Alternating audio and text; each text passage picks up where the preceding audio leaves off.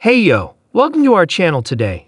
Derry McKenzie and Brett Wilson attended the University of Southern California, USC. Derry received a half-tuition scholarship and several scholarships and awards from the theater department that fully covered the cost of tuition.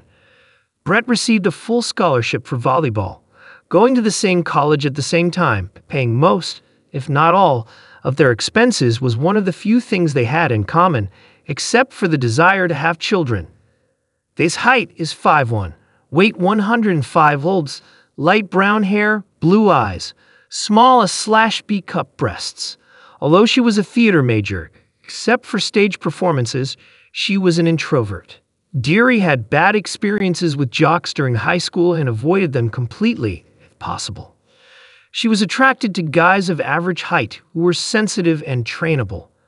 Brett is 6'5" tall, weighing 220 lbs, with blonde hair, brown eyes, an extroverted personality who is good at hiding his intelligence with charm.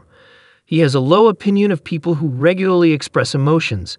He is attracted to tall, blonde women regardless of their level of intelligence. From his sophomore year of high school until his graduation from the University of Southern California, he did not date a single woman who was not blonde and at least 5'10" tall. Even though Derry and Brett studied together for 4 years at the University of Southern California, they rarely interacted directly.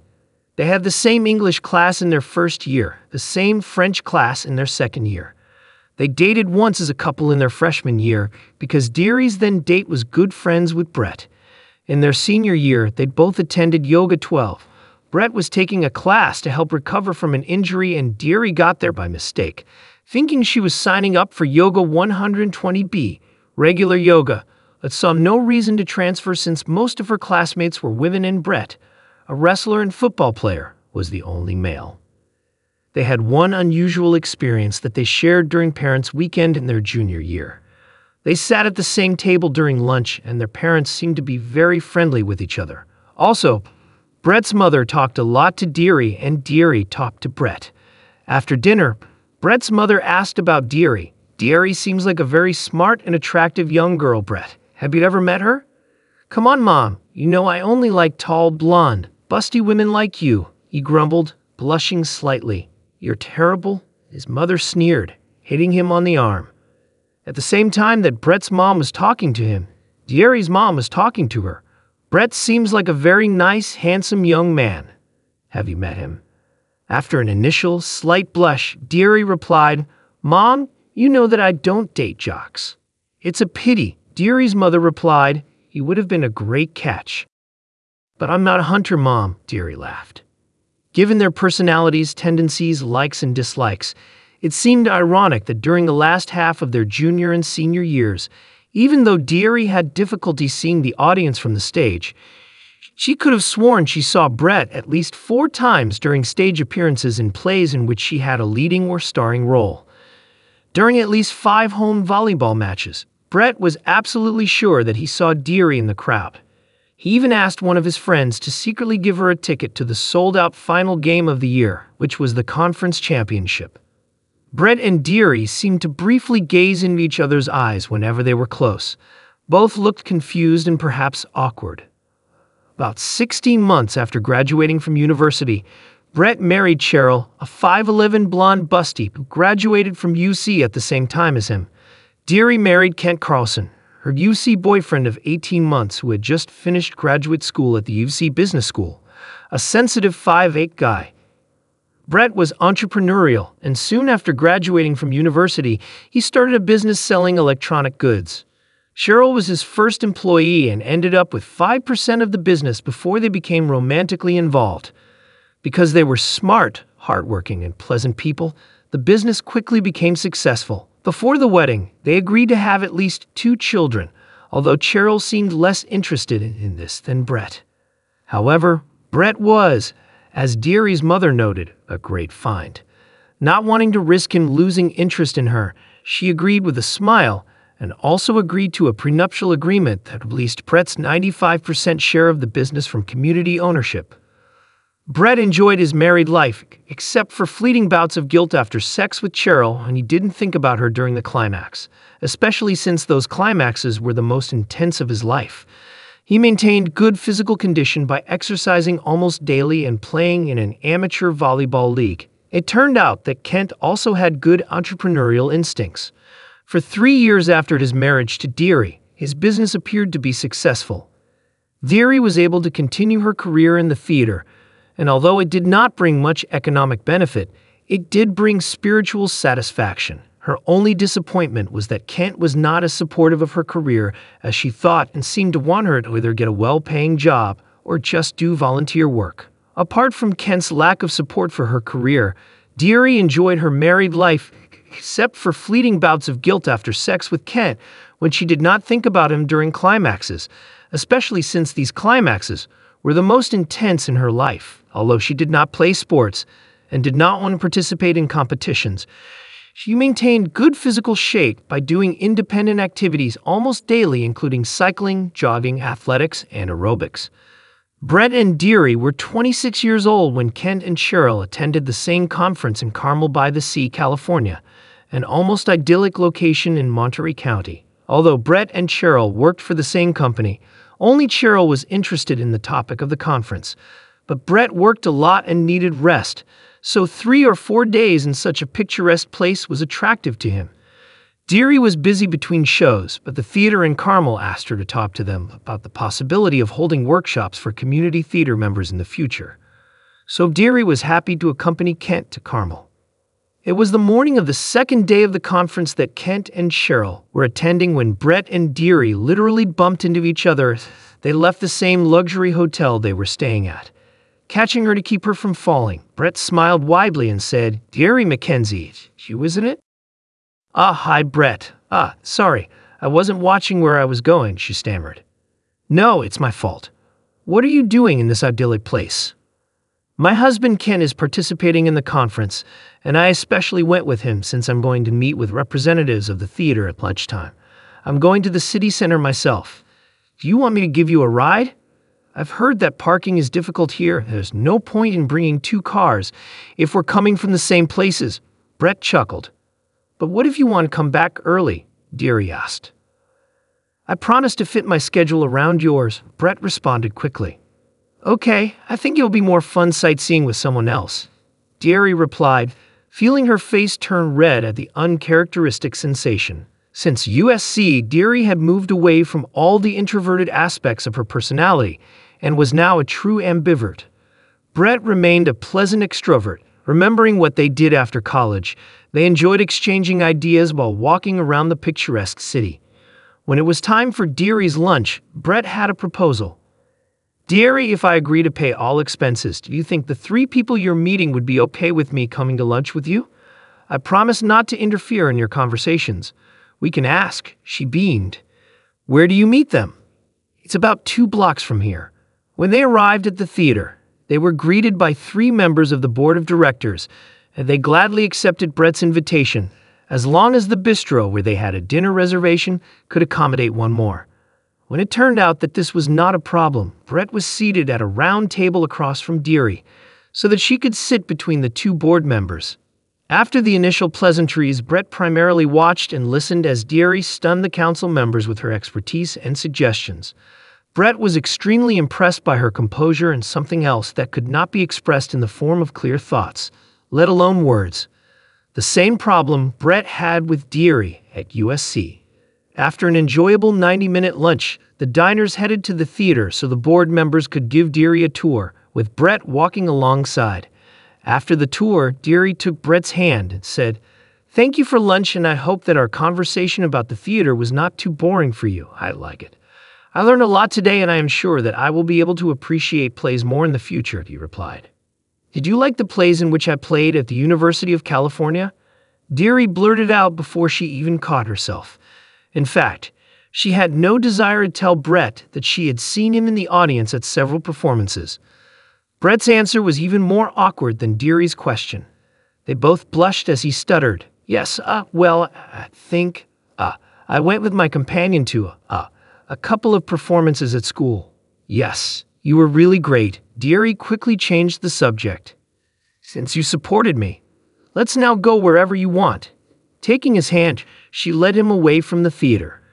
They ended up going on a 2-hour walking tour, which they'd both enjoyed with several other tourists from England and Germany. Soon after it ended, they had to return to the hotel to meet their spouses after the conference day ended and have dinner. That evening during the return trip, both Brett and Deary seemed thoughtful. Finally, Brett asked, "Would you like to go to the beach tomorrow and rent kayaks and surfboards while our spouses are at meetings?" "Of course, with pleasure," Deary smiled.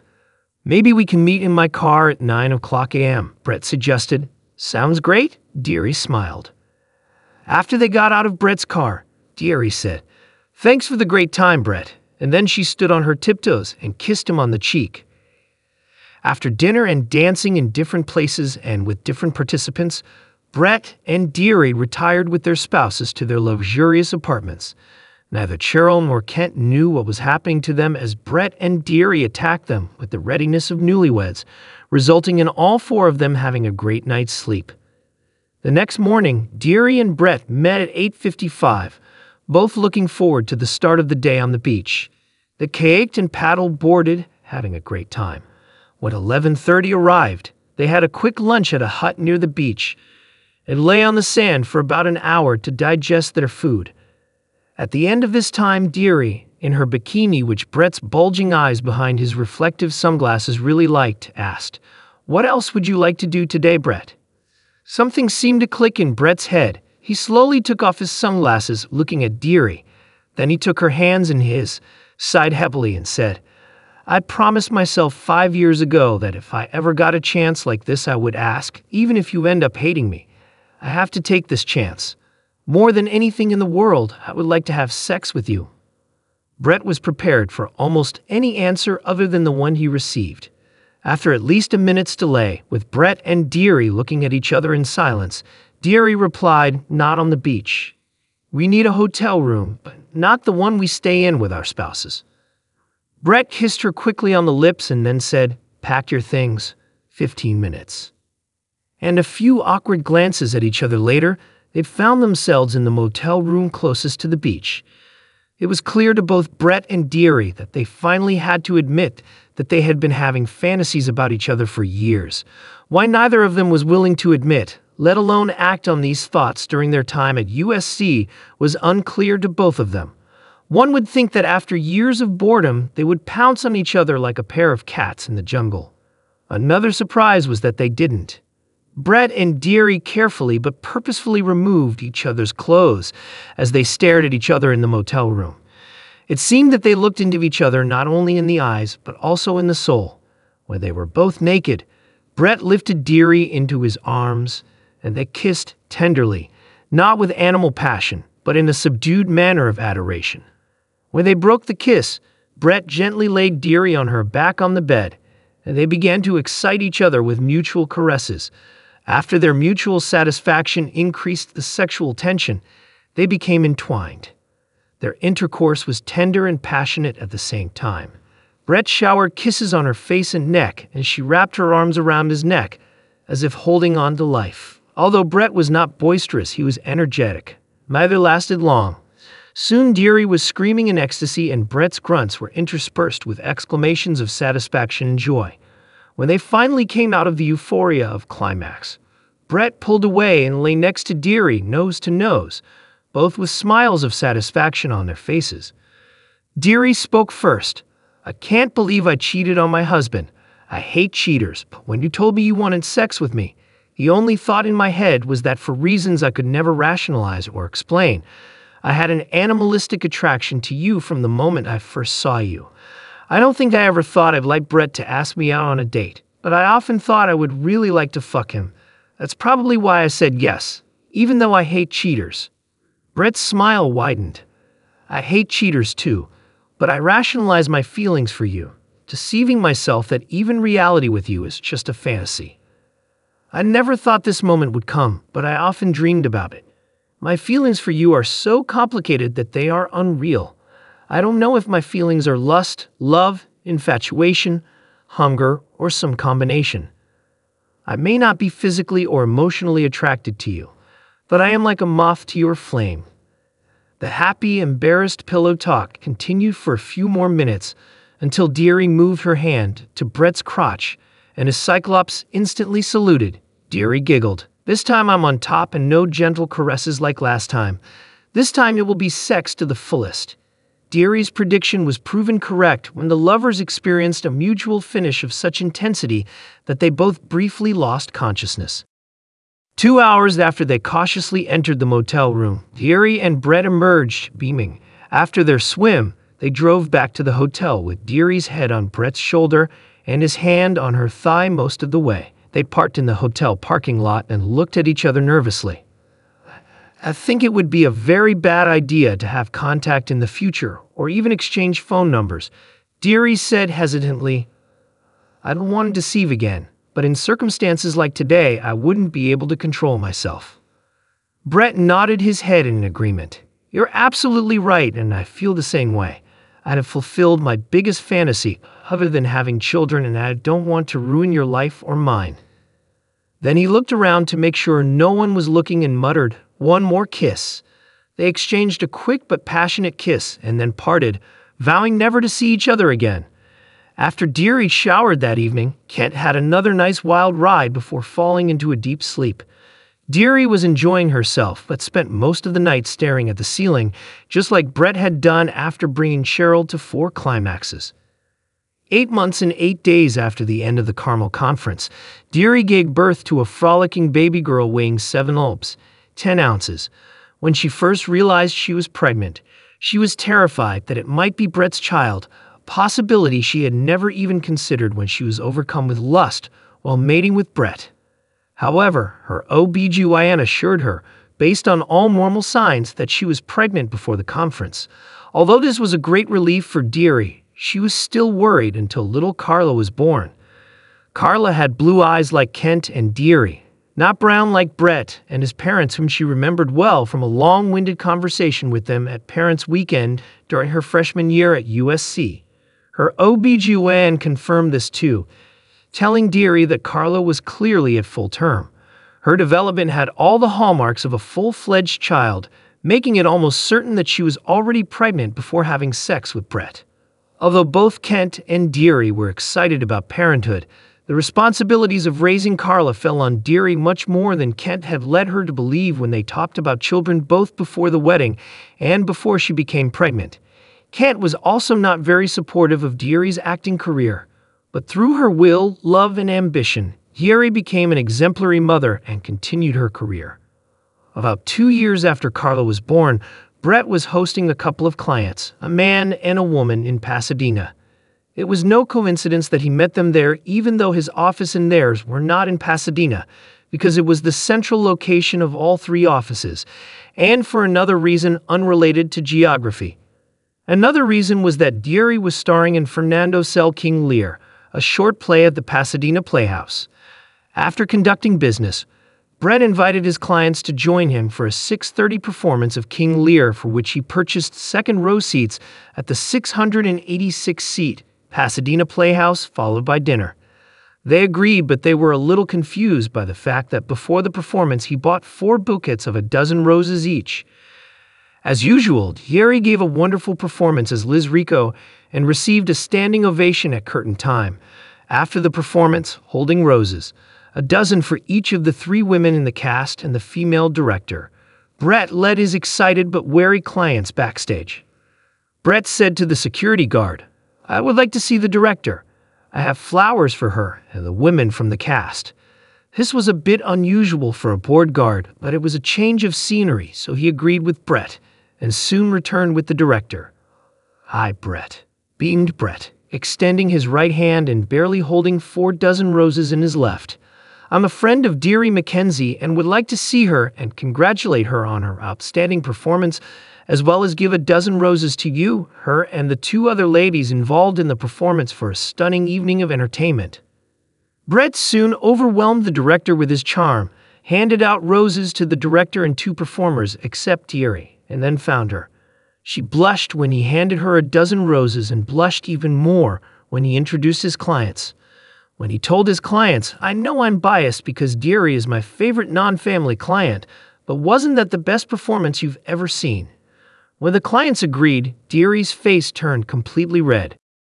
Despite her embarrassment, she agreed to accompany them to dinner. All four of us had a great time at dinner.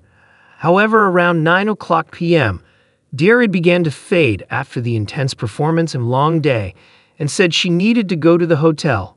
Brett dropped his clients off at their hotel and then drove Deary to hers, insisting she was safe as he walked with her to room 313 at her hotel. When she thanked him at the door for the roses and dinner, he said, "You look too tired to take a proper shower. Let me help." "No, you're a pervert," she grinned. "I remember what happened the last time I was in the room with you. I couldn't walk normally for 2 days. What if I promised to be gentle?" Brett begged, turning on his charm to maximum. Deary did try to fight off his seduction, but because she was tired, and because deep down she didn't want to resist, she allowed him to take her to her room. Brett was very respectful as he undressed Deary, all the while complimenting her performance in the play and how sexy she was. He didn't try anything in the shower, or even really touch her private parts. He just washed her carefully and wiped her dry. However, after he dried her off, everything changed for both of them. Brett became sexually aggressive and Deary responded in kind. 5 minutes after Brett had dried Deary, she was screaming in climax as he caressed her sweet private part. Luckily, she was screaming into her pillow so as not to wake up the other hotel guests. 5 minutes later, she was riding him like a rented mule as he continued to caress her. Brett pleased her 2 more times that night, and when they woke up the next morning in each other's arms, they were as sexually satisfied as they could be and the guilt had not yet set in. They dragged themselves out of bed and showered again, both too exhausted to have sex as Brett got dressed to leave. Deary became serious. "I don't know why I let you devastate me last night, or perhaps why I devastated you too, but it must not happen again. If you come looking for me one more time, I will cut off your genitals. I hate myself for deceiving myself, and I won't let you manipulate me again with false promises." With steely determination in her eyes, she looked at Brett and said in a fake Italian accent, "Understand. The PC. You're the best sex I've ever had in my life, but I understand." Brett replied after some delay and reddening of her cheeks. Deary replied, "Then why did you come to my volleyball matches?" He grinned. "Because you came to my performances," she chuckled in response. Brett tried to kiss her goodbye, but she pushed him away. "I can't kiss you again," she muttered. "It's too dangerous." Brett squeezed her shoulder, smiled, and left the room. Deary had to take a nap before heading to the Pasadena Playhouse for the next evening's performance, the last of the short performances, and she was trying her best to put Brett out of her mind as she and Kent tried to have another child. Deary was thrilled when she found out she was pregnant 4 weeks later. Again, she had slight concerns because Brett and she had sex without a condom, but 2 weeks before she had sex with Kent several times when she was in her fertile period, and that night with Brett she was not in her fertile period. Once again, her OBGYN assured the documents had been filed and the marriage contract had been executed. The divorce papers also included a letter from Brett terminating her employment and a check for a year's severance pay according to her employment contract. Despite Cheryl's attorney's efforts to obtain court-ordered counseling, Brett never spoke to her in person again during the 6 months that the divorce case lasted. Brett negotiated with several other companies to buy his business and sold it for millions of dollars by the time the ink was dry on the divorce decree, about a month after Brett found the receipt for Cheryl's birth control shot. About a month after Brett discovered Cheryl's deception, Deary suffered a devastating loss. Her husband Kent was going on a business trip to the same place where his parents were flying on vacation on his father's private jet. Deary begged Kent to take a commercial flight as she was less than thrilled with her father-in-law's flying abilities, and there was a chance of bad weather on the day they were due to fly. However, Kent brushed aside her concerns and flew with his parents. The tragedy that Deary tried to protect herself from happened. The plane crashed during a storm, killing Kent and both of his parents. Unfortunately, Kent did not have as much life insurance and savings as Deary thought, so her economic situation, although not bad, was not easy. She put more effort into pursuing her acting career. Luckily, her parents lived nearby and were very helpful with the children. At 8:30 on a Wednesday morning, 6 months and 2 days after Kent's death, there was a knock on Deary's door. Precocious and recently turned 5 Carla, despite her mother's insistence that she never do so, opened the door to see a tall blonde man standing there. After the initial shock of both the fact that a 5-year-old girl answered the door and her appearance, Brett found his voice and said, "Hello, young lady, is your mother home?" "Who are you?" asked the little girl articulately. "I'm Carla and I just turned 5 years old." "Well, 5-year-old Carla, please tell your mom that Brett will has come and I'd like to talk to her," he smiled. At that moment, Brett heard noise behind Carla and Deary's voice. "Carla, I asked you not to open the door," and the sound of footsteps. A few seconds later, Deary appeared in the open door in shorts and a shirt, no makeup, with disheveled hair, with 2-year-old Blake in her arms.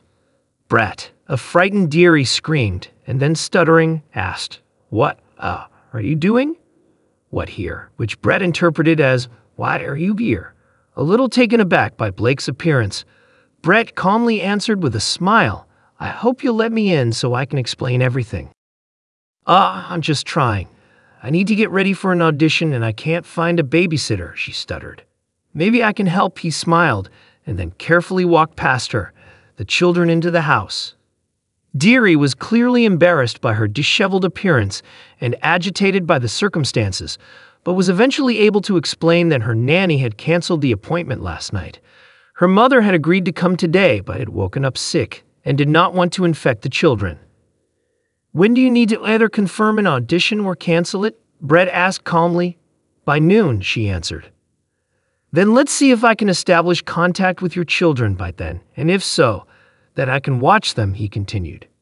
Deary was stunned, but wasn't sure she wanted to turn it down as she really wanted the role she was auditioning for. He convinced her to at least think about it as he continued. "In the meantime, I can help you prepare breakfast for them and tell them why I'm here."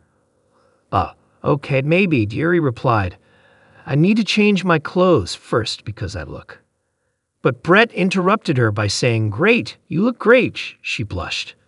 Brett then sat down on a chair and showed some magic tricks to Carla and Blake, who clapped their hands happily. Then after Deary showed him where the cereal and bowls were, despite his remark that she looked great, she went off to change into something presentable, do her hair, and put on some makeup. So excited that she didn't question why she was like that excited. While Brett sat and chatted with the children while they ate, Deary returned. She asked him in a whisper, "Why are you here?"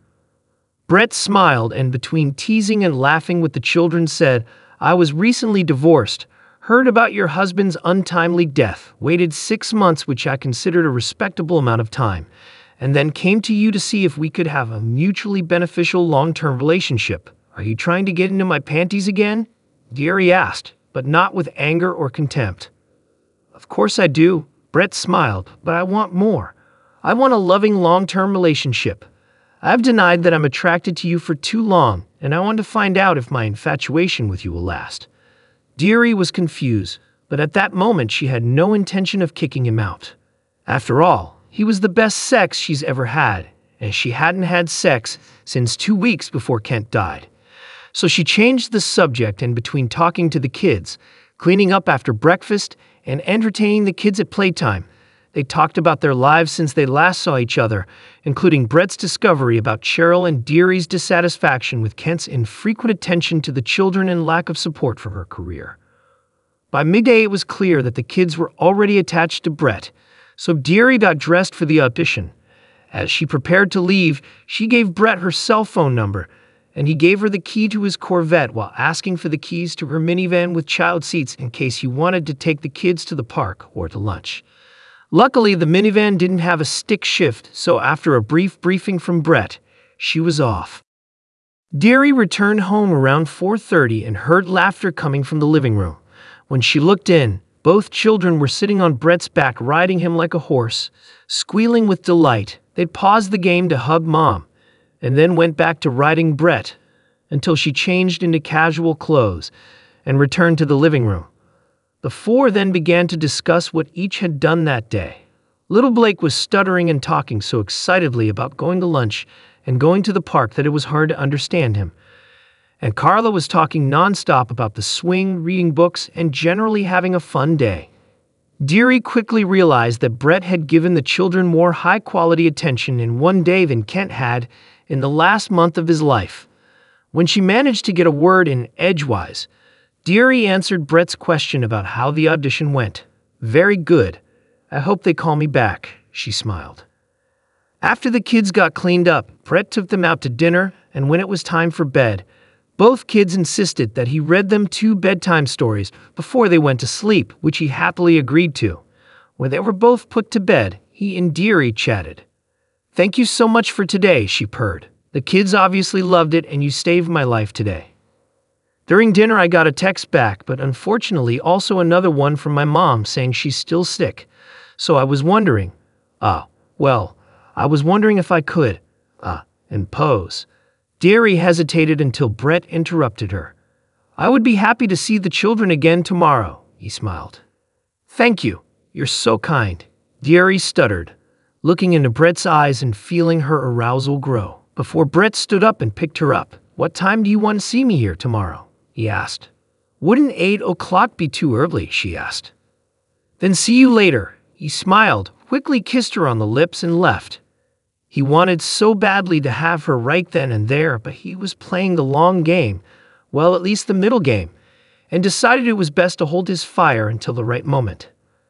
Brett arrived at Deary's house at 8 o'clock sharp, and the children greeted his arrival with shouts of joy. It was clear that Deary was making a special effort to look good for him. He quickly kissed her on the cheek and whispered, "You look amazing," making her blush. While Deary took Brett's Corvette to the audition again, Brett took the kids to the zoo lunch, a children's amusement park, and although they were too young, a miniature golf course. When Deary returned home at 5 o'clock, excited to have been given the lead role in the play, the children were already asleep, passed out from a long, exciting day. Brett bought some groceries and prepared dinner for Deary and a simpler dinner for Carla and Blake after they got up from their 2 hours of rest.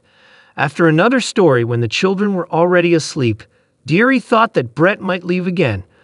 With the shyness of a little girl, without looking him in the eye, she said, "You know you could stay the night if you want."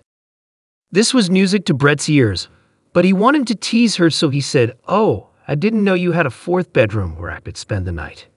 And again, without looking him in the eyes, Deary answered modestly, "Well, maybe you could sleep with me." Brett walked up to her, lifted her chin, kissed her passionately, and then replied, "You'll have to sleep a little late then." He picked her up and carried her into the master bedroom as Deary whispered in his ear, "Please be gentle. I haven't had sex since 2 weeks before Kent died. I haven't had sex since I found out Cheryl was cheating on me," Brett replied, although technically that wasn't entirely true since he was using 2 call girls, both of whom coincidentally looked a lot like Deirdre. Brett was gentle as they showered and he washed Deary. He was gentle when they made love for the first time. He was an animal after that, screwing Deary twice in the middle of the night after they finally fell asleep. Deary and Brett were rudely awakened by Carla and Blake jumping on them the next morning, thankfully without removing the covers, which would have exposed their naked bodies. The children were delighted to have Brett there, but were eventually persuaded to play a little on their own while the adults got up. After the children left, Deary came face to face with Brett.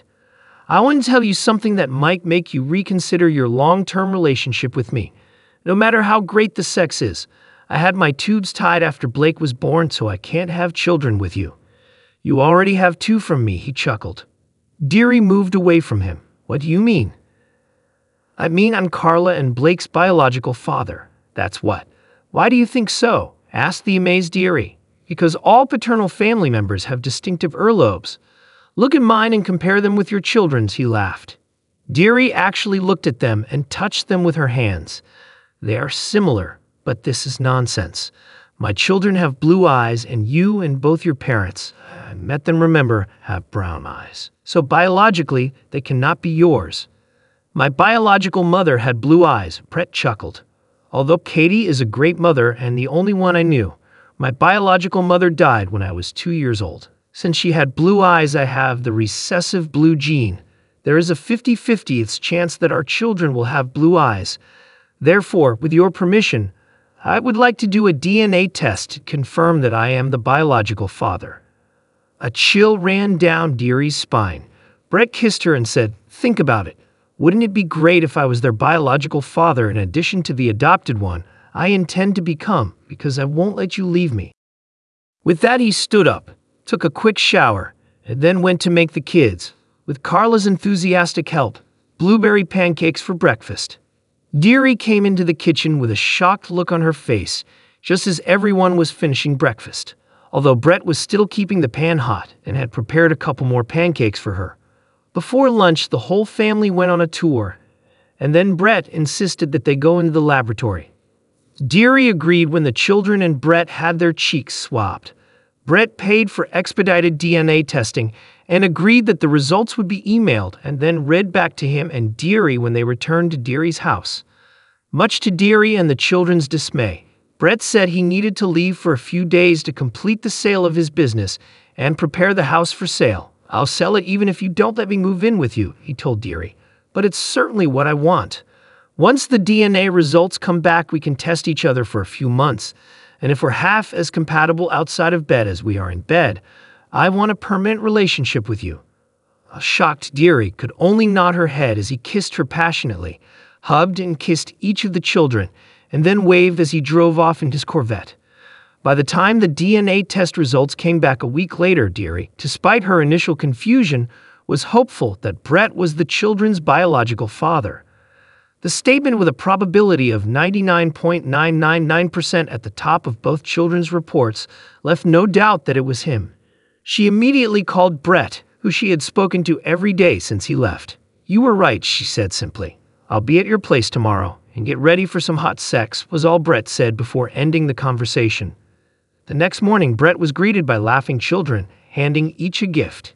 He fervently kissed the smiling Deary. After another full family day, the kids were put to bed. Brett read them 2 more stories, and then sat Deary down at the kitchen table. "During my absence, I kept my lawyer busy," Brett chuckled. "Here is the first document that, with your permission, will legally change the children's birth certificates indicating me as the father. The second is a prenuptial agreement. If, as I hope, our relationship progresses to marriage, it stipulates that if I cheat on you during the marriage, you will receive $2 million, and the rest of the property will be divided 50-50. Since I seduced you when we were both married to others, I want to reassure you because I will never cheat on you." Deary looked through the documents and then turned to Brett. "The marriage contract is not mutual. It does not provide for punishment in case of my betrayal. It needs to be revised to say that if I cheat, you will receive $2 million of your money separately from the common property before everything is split 50-50. Now take me to bed so we can finalize these transactions and start determining if our relationship is long-term." After 5 months of marriage, during which the children and Deary were the happiest they had ever been, she began to hint at receiving the jewels. Brett asked Deary's parents to babysit when he took Deary to Hawaii for a week, proposed at midnight while they lay naked on a blanket on a remote beach, and 2 weeks later, after buying a new, bigger house, they got married. Both grandmothers were delighted with this situation. The 2 grandmothers had enjoyed each other's company since their parents' weekend at UCLA and had become good friends over the past 5 months, especially since Brett's parents had moved to the same city as Deary and her parents. Although they were initially shocked that Brett was the biological father, the grandparents were never interested in the details. They were simply happy to have grandchildren to spoil. 3 years later, Brett Wilson celebrated 6-year-old Blake's birthday, attended not only by a dozen of his friends, but also by Carla and her 2 best friends. As Brett and Deary's mothers watched the children play, how actively Brett and Deary participated in their play, and how lovingly they interacted. Deary's mother turned to Brett's mother and said, "It's a shame that Deary and Brett had to go through trial marriages before they got together. They have an exemplary family and are ideal spouses. If Brett had acted on his attraction to Deary in college instead of denying and ignoring it, they could have had 8 more happy years together." Brett's mom replied, "At least they're together now, and along with Carla and Blake. The four of them make up the happiest family I've ever seen, and that makes me very happy too, Gary's mom replied. Both she and Brett's mom tried to hide tears of happiness. The party was a fantastic success, and all the children left with bags of gifts and big smiles on their faces and heartfelt hugs from Brett, Deary, Carla, and Blake. That night after Blake's 6th birthday, when the children were long asleep, Brett and Deary lay naked in bed, nose to nose. My 19-year-old self would be appalled that I'm married to a short, flat-chested brunette who makes a living from emotions. What could I say to him to calm him down? Brett mused out loud with a mischievous grin. That she has sex like a bonobo so that you can barely keep up with her. That's what you should tell your dim-witted 19-year-old jock, you half-wit. Now take me and let me rock your world for the 10th time this week. Deary snapped with her own mischievous grin. He did. She is too. Thank you so much for taking the time to listen to our story. Your support means the world to us. If you enjoyed what you heard, don't forget to hit the like button, share with your friends, and subscribe for more captivating content. Your engagement fuels our passion, and we're grateful to have you on this journey with us. Stay tuned for more exciting stories and adventures.